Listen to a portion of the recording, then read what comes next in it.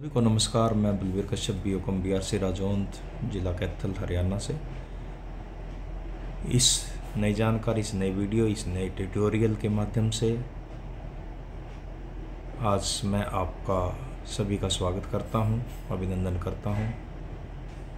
चलिए जानते हैं कि इस ट्यूटोरियल में हम क्या जानने वाले हैं। आप जैसा देख पा रहे हैं, ये ई-अधिगम जो हरियाणा सरकार, गवर्नमेंट ऑफ हरियाणा की एक इनिशिएटिव है, जो कि हरियाणा के सभी सरकारी स्कूलों में कक्षा 9 से 12 तक चलाई गई है, उसके बारे में जानकारी है। तो जैसा कि आप ई-अधिगम नाम देख पा रहे हैं, इसका मतलब है advance digital Haryana initiative of government with adoptive modules. ई-अधिगम टैबलेट के संग हुई शिक्षा की राह सुगम।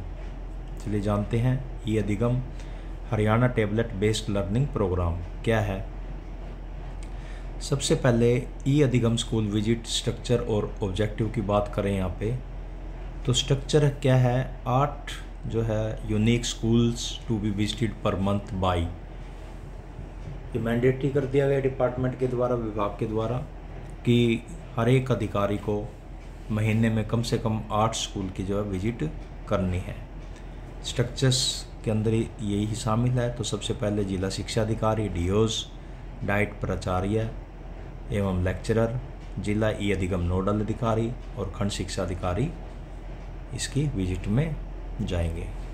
इसके साथ साथ सभी BRC, सभी ABRC और BRP को भी इसमें जोड़ा गया है।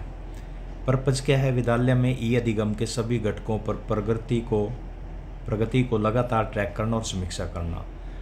इसके अंदर क्या क्या आएगा, tablet distribution, data sim distribution, PAL software usage, training और मेंटेनेंस। इसके अंदर पर्पज़ इसका ये है।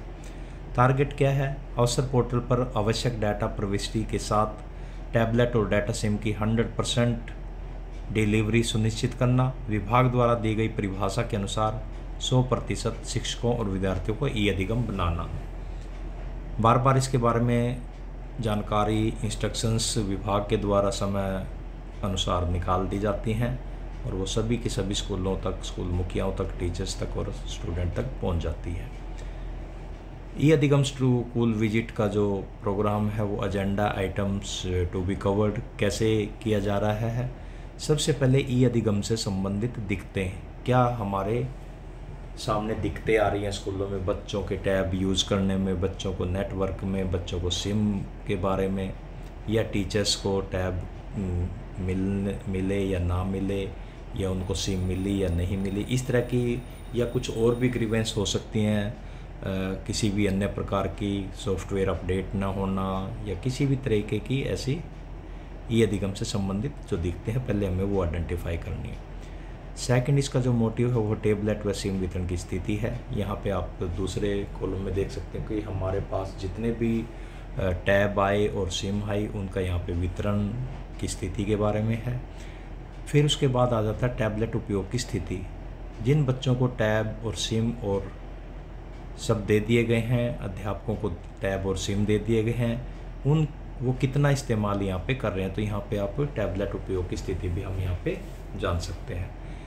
तीसरा है जो चौथा पॉइंट है, इसमें टैबलेट का रखरखाव एवं प्रशिक्षण। तो ये भी काम सभी पूरे हो चुके हैं। टैबलेट के रखरखाव की बात है तो डाइट, सभी हरियाणा की सभी डाइट को इसको नोडल एजेंसी बनाया गया है, और जो डिस्ट्रीब्यूटर नोडल ऑफिसर हैं वहाँ के लेक्चरर या असिस्टेंट प्रोफेसर, वो इसकी देखभाल कर रहे हैं, वो आगे इशू कर रहे हैं। और इसी तरह से इसके प्रशिक्षण की, तो प्रशिक्षण भी बच्चों से लेकर अध्यापकों तक और स्कूल मुखियाओं तक ये प्रशिक्षण पूरा हो चुका है। एक फेज इसका पूरा कंप्लीट हो चुका है।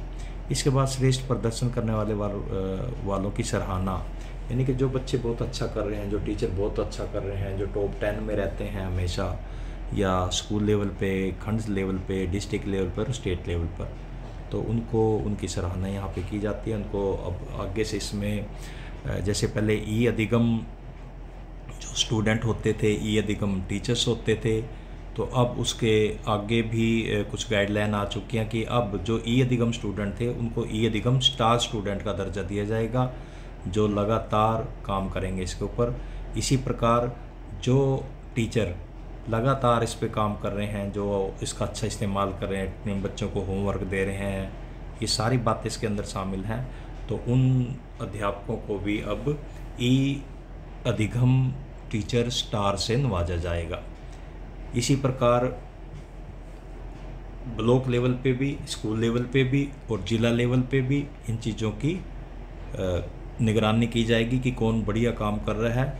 तो ऐसे ही स्कूल, जो स्कूल 60% जिनके बच्चे ई अधिगम स्टार स्टूडेंट या ई अधिगम स्टार टीचर कहलाएंगे, वो जो स्कूल है वो भी ई अधिगम स्कूल स्टार का दर्जा उसको मिलेगा। इसी प्रकार खंड लेवल पे भी सभी ब्लॉक्स में जो स्कूल, जितने उसके अंडर स्कूल आते हैं, हाई और सीनियर सेकेंडरी स्कूल, वो उनका 80% यानी कि 80% अगर स्कूल अच्छा काम कर रहे हैं तो उस खंड को भी ई अधिगम स्टार का जो दर्जा दिया जाएगा।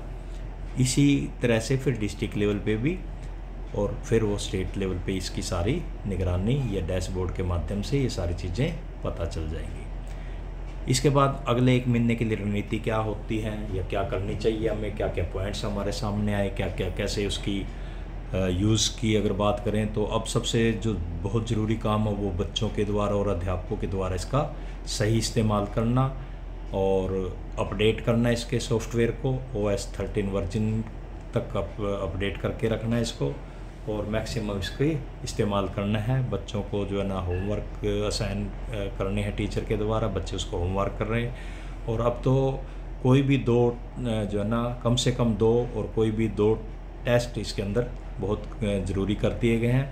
बच्चों के लिए 35 मिनट का जो है टाइम रख दिया गया है।